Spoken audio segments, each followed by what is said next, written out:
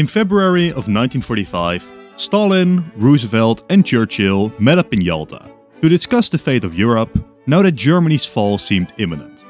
A lot was agreed upon here, like the rough divisions of Germany, Poland's post-war borders, a recognition of the communist Polish government, although one that was supposed to hold elections after the war, Soviet participation in the Asian War once Germany fell, and perhaps most importantly for today's story, the fate of Eastern Europe was discussed, where Stalin promised free and fair elections post-war.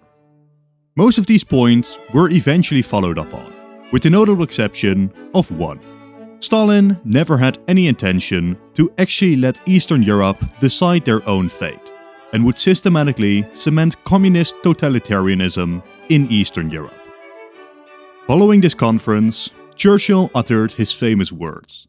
Poor Neville Chamberlain believed he could trust Hitler. He was wrong, but I don't think I am wrong about Stalin. About a month out from this conference, Churchill realized that he too was wrong, as the Soviet army began rounding up opposition to the Polish communists, and it indeed became clear that Stalin had no intention to create democracy in Eastern Europe. But how did the communists conquer Eastern Europe? Well, it was rather simple. He did honor his obligation to hold elections in each and every one of the liberated states. But each time, they ensured that the communists got into power somehow. In some states, this was easier than in others. In the Czechoslovak election, the communists actually won a plurality of the votes, so they took charge first in a coalition government and after a coup as the only ruling party. In other nations, it was a bit more difficult, like in Hungary, where the independent smallholders and agrarian party won 57% of the seats, more than enough to govern without needing the communists at all. But the Soviets would force the communists into an unnecessary grand coalition, through which they controlled key institutions like the police, and through murder, kidnapping and suppression, they would consolidate power in Hungary, regardless of the prior democratic results. The fate of Poland was most important to the Soviets, and here they were arguably the most direct, inviting leaders of the Polish underground movement on talks on a provisional government, only to arrest them and trial them in Moscow. When time came for elections in Poland, the provisional communist government rigged them completely. On paper, Stalin had held elections in each Eastern European state. In practice, it was clear to see that all of these were just shams, a mere stepping stone to legitimize Soviet totalitarianism marching further west.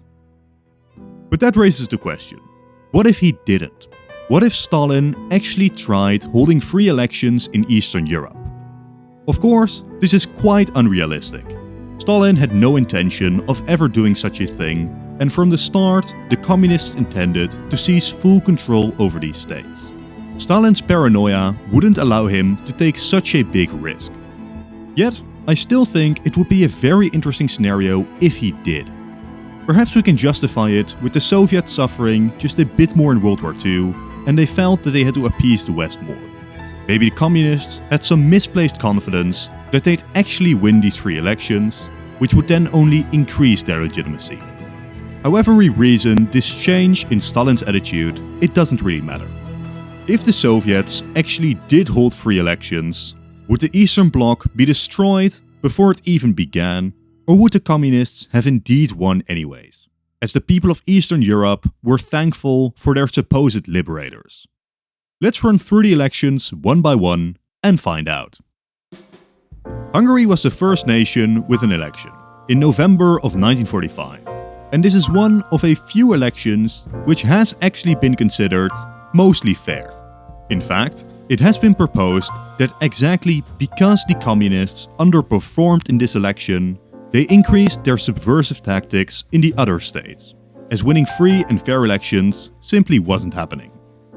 In Hungary, like mentioned before, the independent smallholder and agrarian party won a majority, but the Soviets forced them into a coalition government through which the communists gradually consolidated power, by arresting and deporting various opposition figures, turning the nation into a socialist republic. Now, in a world where the Soviets accepted the democratic results, Hungary is the easiest to determine the outcome of. The agrarians have a comfortable majority, and the communists are forced into opposition, unable to seize control over the state. Now, the smallholder and agrarian party was very broad and difficult to pin down, besides their focus on the majority peasant population of Hungary. But, most importantly, they are broadly anti-communist market economists, and Hungary does not become communist. Then we have Bulgaria, which is far more difficult. Before the 1945 election, the various parties of Bulgaria had already unified into a single ticket, the Fatherland Front. This was not done via some scheme by the Soviets, but during World War II, uniting the various anti-dictatorship and anti-German parties who successfully launched a coup to switch sides in the war in 1944. This Fatherland Front consisted of the communists, agrarians, and even some far-righters, their only real unifying factor being opposition to the pro-German dictatorship. The Fatherland Front were the only parties that were allowed to stand in the 1945 election. It is very difficult to say what might have gone differently here, as Bulgaria's democracy wasn't necessarily undermined by the Soviets directly. Of course, the communists would swiftly position themselves into being the dominant position within this coalition.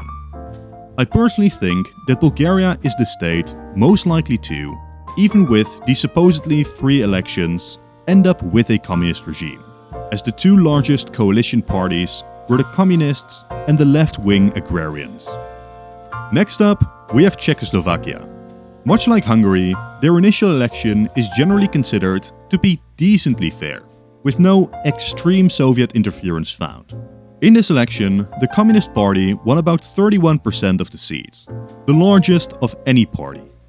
As such, they were able to form a mostly legitimate coalition government, and this is unlikely to be changed here.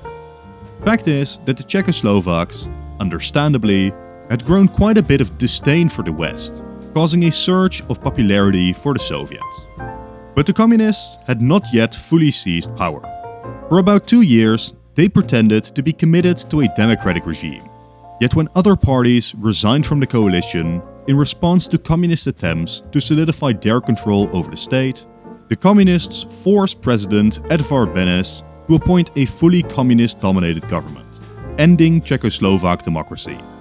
This leaves us with two potentials for the nation.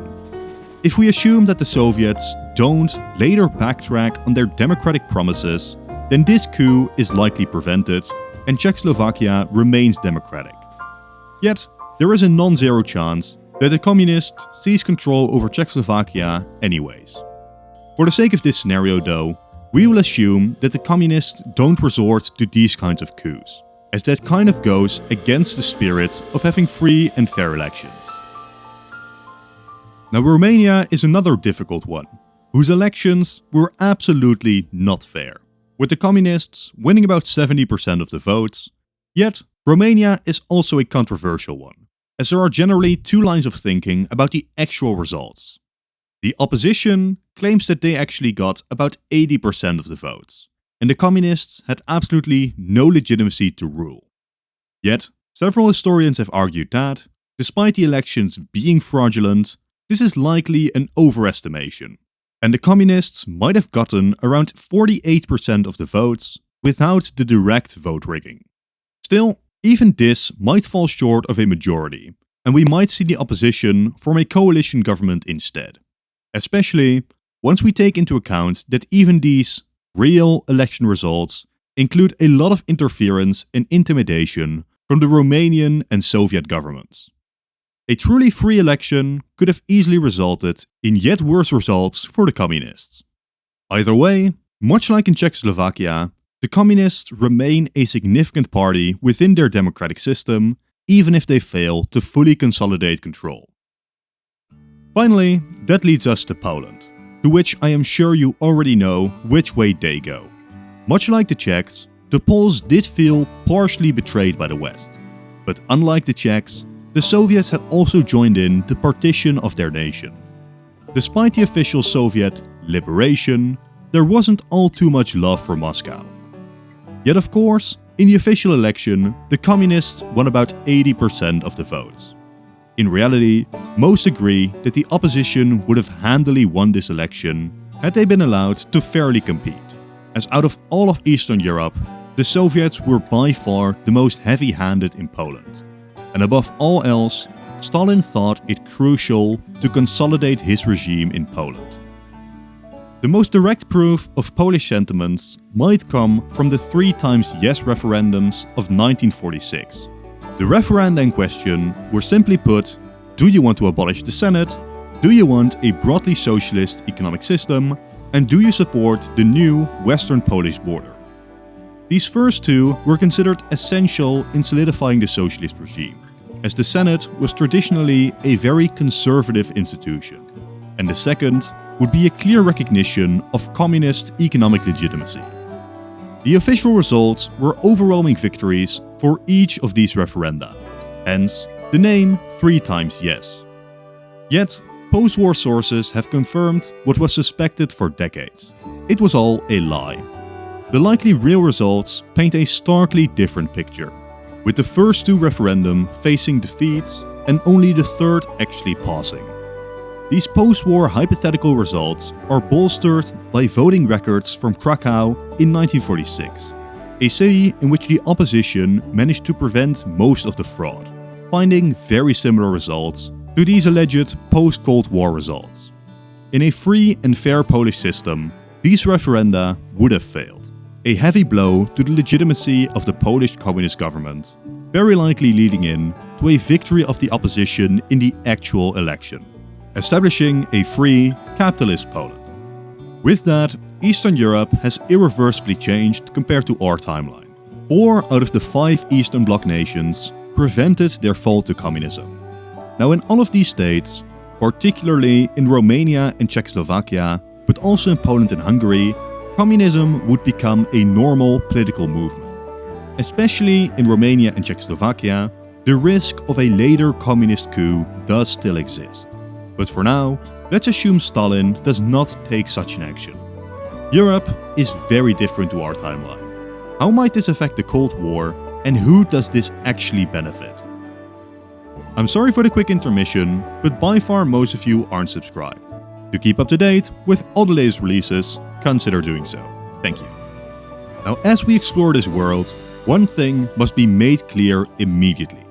Just because the communists are not in power, this does not mean that Eastern Europe is free to join NATO and a grand coalition is launched to liberate the rest of Europe from the Soviets. Even if Stalin respected democracy in those states, that does not make him this much of an idiot. What we could quite possibly see is a process unfolding comparable to Finland after the war. You see, Finland had joined Germany in their war against the Soviets. Yet unlike the other Axis powers, the Soviets did not install a puppet regime in the nation.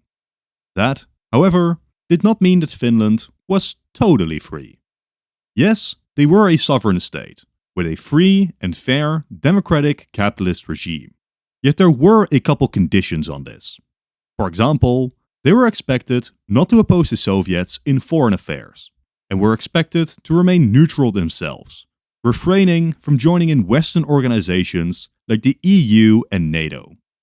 It is very likely a similar dynamic would govern Eastern Europe here, with domestic sovereignty, yet still very palpable Soviet influence over these nations.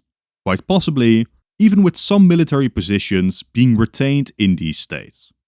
Even without direct Soviet control, there is an understanding between the Soviets, Eastern Europe, and the West that direct partnerships outside of the Soviet sphere are not to be conducted. This leads to Eastern Europe broadly becoming a bridge between East and West.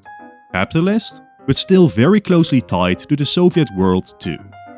It is very possible that Eastern Europe prospers from these connections, when compared to our timeline, as they export Western luxuries into the Soviet Union while moving Soviet industrial and agricultural produce to the West.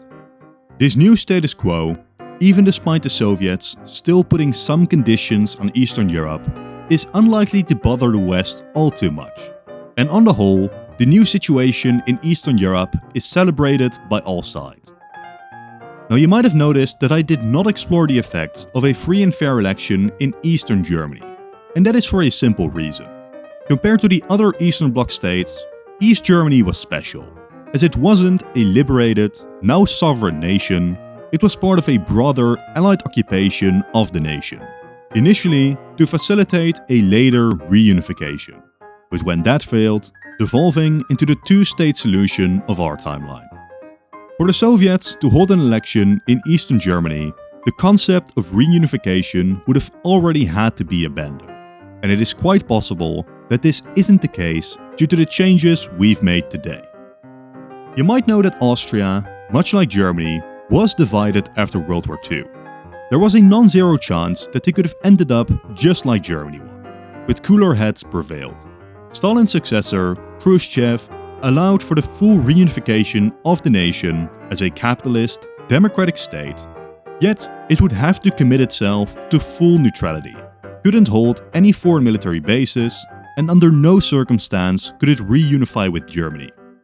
These conditions were acceptable to all occupying powers as well as Austria itself, and so it was, making Austria a fascinating, neutral state in the heart of Europe. On paper, the reunification of Germany was likewise always the goal. The permanent division of Germany was a symptom of a developing Cold War in Europe, not a premeditated plot by either of the great powers. The Soviets especially really pushed the reunification of Germany, as they were quite uncomfortable with the role Germany was taking on in the Western Alliance, being allowed to partially rebuild their military. A reunified Germany was, for the Soviets, a great way to weaken America's position on the European continent. As such, Stalin's proposals were not taken seriously in the West, who saw it as the cynical move it was, a way to weaken the Western Alliance, perhaps even moving Germany altogether closer to the Soviet sphere. In this alternate timeline, I think there is a real chance that the Western leadership takes these Soviet overtures far more seriously. After all, Stalin had proven himself a fair actor in letting Eastern Europe go. By no means is the Cold War necessarily resolved or prevented, but the idea that the unification of Germany could pose a serious threat to the West, let alone lead to a communist Germany, is pretty laughable when the Soviets couldn't even secure Poland. I will not go out and say that German unification in this timeline is guaranteed, as the West German leader Adenauer was heavily opposed, and the West could still very much reason that a unified Germany benefits them less than a split Germany would. But if in this timeline the West do still block German unification, this would paint America in a far worse light, playing politics with the fate of nations as opposed to the communists' commitment to self-determination. It is far from unthinkable that a unified Germany and Austria join our growing neutral bloc that now extends the length of an entire continent. Now I do need to put a little caveat on this seemingly perfect world. While I am quite confident about the democratic system of Czechoslovakia, neither Poland, nor Hungary, nor Romania actually had a functioning democracy before World War II. That doesn't mean that their democracies are doomed to fall, but I wouldn't be surprised if they do either. Funnily enough, Soviet pressure on these states might actually be a benefit to the democratic systems. As for one, the Soviets would not permit the banning of communist parties, making it far more difficult to cement right-wing dictatorships. But also, the collapse of these states into right-wing autocracy would be devastating to the Soviet influence still present over these states. If anything, perhaps unsurprisingly, I'd expect the biggest threat to these democracies to be communist takeovers later on during the Cold War. But across this entire video, you might wonder, but hasn't this ruined Soviet desires to create a buffer state between themselves and the West? And no, I don't think it has. Behind the obvious point that the West wasn't planning to directly attack the nuclear-powered Soviet Union, Eastern Europe doesn't need to be communist to serve as a buffer. There would still be at least two neutral states between the Western nations and the Soviet Union. Even if the West at some point betrayed the Soviets and allied with Germany, The Soviets would still have enough time to consolidate before a conventional war reached their borders. I won't deny that the Soviets have a weaker buffer, but this concept of Eastern Europe as a buffer is not completely eliminated. All of this will have fundamentally altered Europe, chiefly by basically removing the Cold War from the continent, at least in the short term. The only real remaining tension point is regarding Turkey, which would still get Western support in defending itself. But even this would be more likely seen from a Middle Eastern lens. As such, America's direct presence in Europe will be greatly reduced too, Western Europe's geopolitical relevance being greatly weakened. Now, in a rather beautiful denouncement of Stalin and everything he stood for historically, I very much believe that the Soviets are now in a better position for this coming Cold War. Sure, about 80 million people aren't exposed to glorious communism, but it is very debatable if the Soviet puppet regimes provided them much value they couldn't just trade for now. Sure, the pillaging of some of these regions towards the end of World War II was useful, but there is absolutely no reason that they couldn't just still do that. If anything, the Soviet economy could be bolstered in this scenario, as they developed trading ties with these new states, and specifically the industrial giant of Germany. This mutually beneficial trading relationship will likely improve the economies of all of Eastern Europe.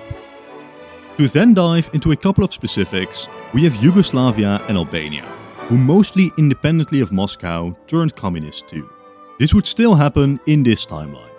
In fact, with Bulgaria being a relatively isolated communist state, there might be an increased push to unify the southern Slavs further.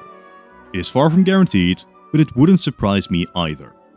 On the other side of Europe, Franco might be a major loser in this timeline. President Truman, bitter about Spain's partnership with the former Axis, sought to isolate the dictatorship. Yet, with the reality of the Cold War setting in, ideology lost its worth and Spain became a partner of the West. In this alternate timeline, it is quite possible that Spain's isolation could persist, as the Western alliance just doesn't need Spain as much. Another big potential change is the normalization of communist parties across Europe's democracies, both in the neutral states of Central and Eastern Europe, but also in the West, specifically in France and Italy. Even in our timeline, the communists were very big political parties in both of these states. Yet across the Cold War, beyond strong American opposition and intervention against these parties, they also had to contend with the reality of communism beyond the Iron Curtain. For example, the 1948 communist coup of the Czechoslovak state did a lot to discredit communist parties in Italy, increasing American nervousness that a socialist victory in these elections would mean the end of democracy in those states too. The coup in Czechoslovakia is credited as having caused heavy American support for the centrists in Italy in 1948, leading to their victory. Later in the Cold War too, Western communists had to position themselves regarding the communist invasions of Hungary and Czechoslovakia. These events further discrediting communism as a political movement in the West, leading many European leftists to break with the Soviet Union and even publicly criticizing these invasions, creating what we sometimes call Euro-communism, communist movements within these democratic systems which refuse to follow the official Soviet line. All of these developments, unless we see later Soviet crackdowns on Eastern Europe, could be prevented. This might mean that mainstream communist parties in Western Europe could just persist, where it is very much not unthinkable that some of these parties might at some point win French or Italian elections, further adding on to this idea that Europe as a whole isn't neatly divided into spheres of influence, but is a large, fluid neutral grounds for both sides to ideologically compete in. Speaking of, we have very likely removed the founding of the European Union, which very much held its roots in Western fears towards Western Germany, containing them through binding their economies together, as well as a need to unite Europe against the Soviets. Now the reason this likely doesn't happen here is simple. The Soviets wouldn't let Germany join any comprehensive economic pacts. At best, the European partnerships stagnate at minor economic agreements. At worst, even this is mostly avoided, as many might fear that without German involvement, this would lead to French economic hegemony over the region. This leads me to unironically conclude that if Stalin had truly committed to this course of action, it might have been a masterstroke of diplomacy, giving the Soviets what they sorely lacked in our timeline: soft power in Europe. They positioned themselves in a far more positive and benevolent light, and it doesn't even all too much weaken them or their desired buffer. The Soviets benefit greatly economically too, with most of Europe being open to direct or indirect Soviet commerce, with especially their oil and gas exports booming in the later half of the Cold War. But zooming out, how does this impact the two superpowers? Well, America, in the short term, doesn't likely change all too much internally. There is minor potential for the 1948 election to switch to Dewey. The election had been incredibly close after all, but even this I doubt. The election was mostly focused on internal issues and was lost by Dewey due to overconfidence and a worse campaign strategy. You could argue that things like the Berlin airlift being prevented, which were strong propaganda moments for Truman, might somewhat weaken his campaign, but as far as foreign policy is a concern, the fact that democracy reigns supreme over Europe might just be more powerful propaganda. So, I personally doubt that the election is changed, but even if it was, we must also recognize that 1948 Dewey was not the same as 1940 Dewey. In 1940, the man had been an isolationist, though not an extreme one. By 1948, he had become more of a moderate within the Republican Party, supporting US participation in the international scene, supporting the United Nations, etc. Likewise, things like the Marshall Plan had broad support from both parties, and a Dewey victory wouldn't have radically shaken this up. Absolutely, Dewey's election would have changed America, not in the least by changing the presidential order of our timeline. But we shouldn't expect his victory to, in the short term, do something radical like completely abandon partners in Europe and Asia to go back to splendid isolation. The other superpower is far more heavily affected. The generally more relaxed start of the Cold War leaves the door open for less paranoia and greater cooperation with the Western world. The Cold War starts as more of a chess game of influence, rather than a cataclysmic battle of ideologies. A more subtle contest starts to see which ideology truly fares better in the open democracies of Europe. The real question, however, is if the changes we've made are enough to fundamentally reshape the Soviet Union.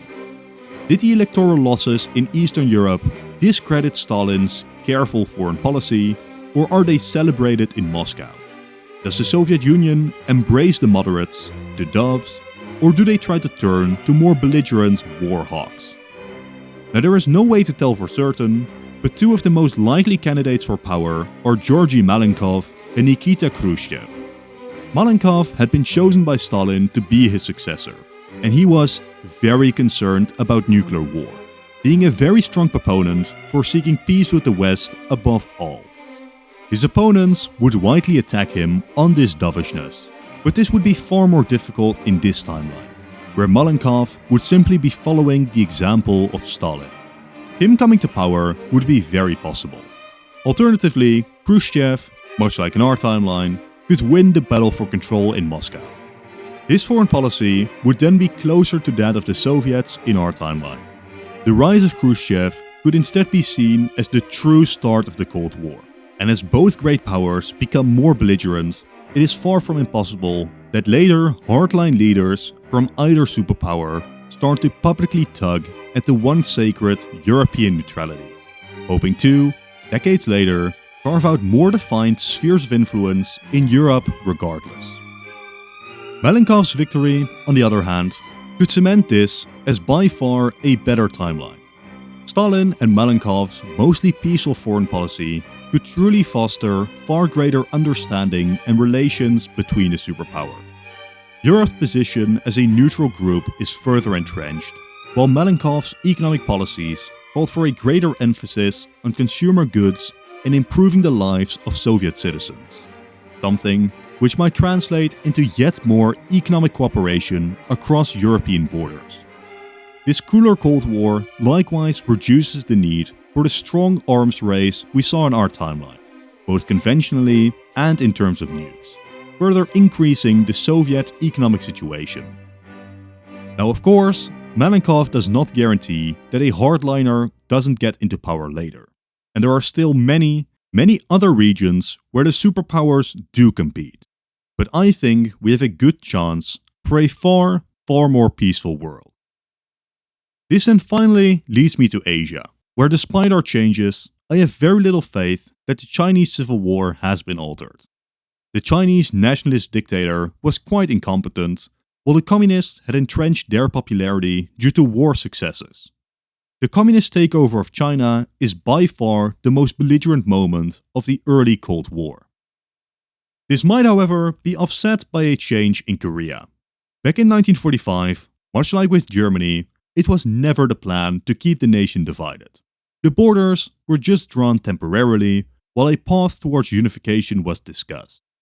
But the start of the Cold War likewise ruined these talks, and led to the bitter division of the nation, and even the first directly hot conflict of the Cold War. As with Germany, I don't think we can say that reunification is now guaranteed. But once more, I think it far more likely that some path towards unification is found if the great powers trust each other more, with the Koreans getting a nationwide election, perhaps with Yoo Eun-hyung, a moderate social democrat, coming to power as a compromise between the great powers, making Korea yet another neutral place within the Cold War.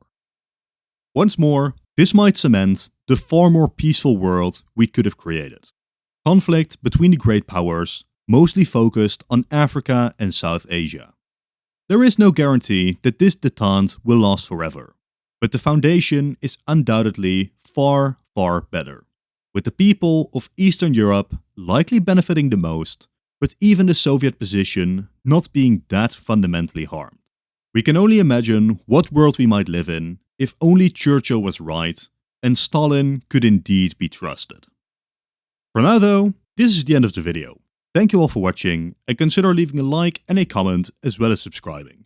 If you've enjoyed this video, click the video on top to watch another in this series. If you've already seen it, then I'm sure that the bottom video is great too. Once again, thank you all for watching, and goodbye.